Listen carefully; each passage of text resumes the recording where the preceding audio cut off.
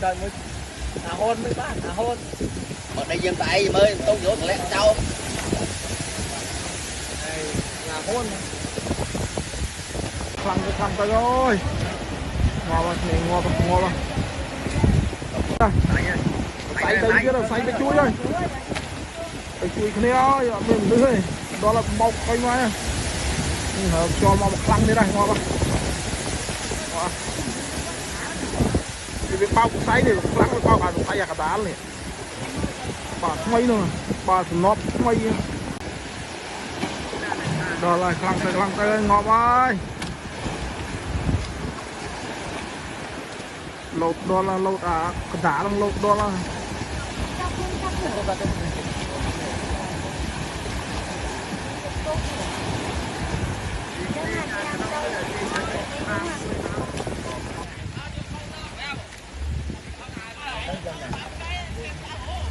chắc nói là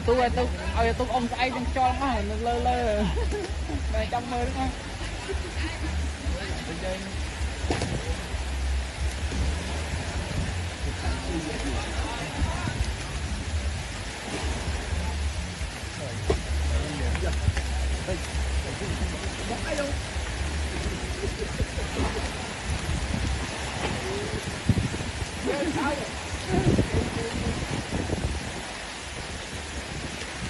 chụp bộ cả nào bao từng quạt ở bàn phá rồi chọn vào rồi đây lúc lên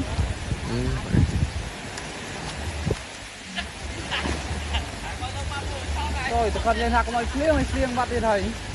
cho không tao tê hay ngọc tê mua ấy láng lời tiếng khăn này